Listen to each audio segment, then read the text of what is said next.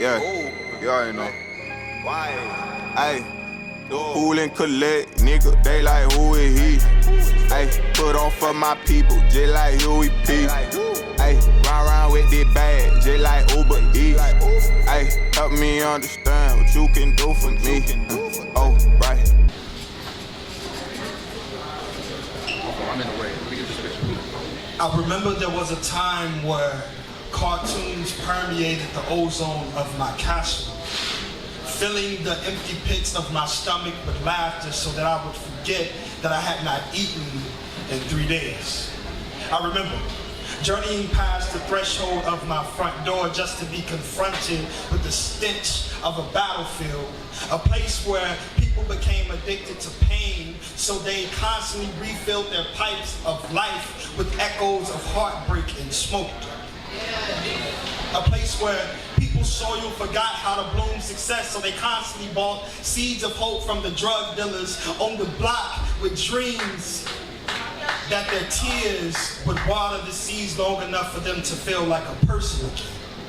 Memories of the basketball player who was gunned down right across the street seemed to be everyone's excuse to pour alcohol into glasses that felt more like shelter than the deteriorating palaces around us.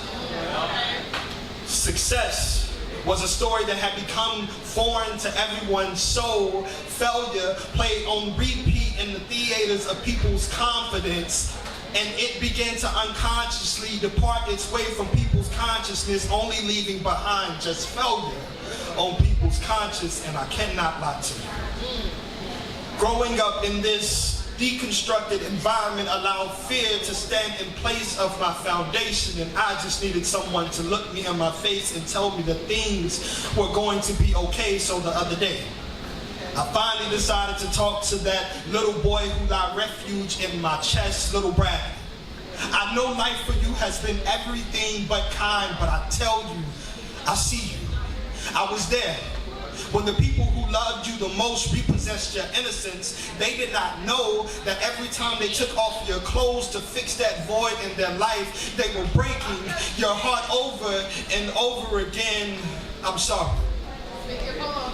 I'm sorry that eventually you decided to paint a picture so they could finally see you.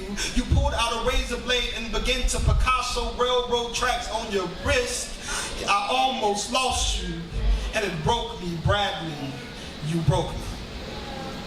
And I tried to look for that smile on your fractured innocence, but I could not find it. You see, I learned to be a man from you, but nobody taught you how to be a man, so we were both lost. And at 20, you started to paint again, and suicide began to linger closer than your shadow because it felt like you were the only thing worth following. I truly almost lost you, and it would have killed me, because you would have never gotten the chance to experience what love truly is. You would have never got to lie beside a perfect angel that God will bless you with to guide you along your path, and that angel will bring forth new life that y'all created in order to embrace this broken world. So Brad, when you find your spirit hurting and you feel like you cannot go on, remember, he thought you were worth saving, so he came and changed your life. He thought you were worth keeping, so he cleaned you up inside. He thought you were to die for, so he sacrificed his life so you could be free, so you could be whole, so you could tell everyone you know.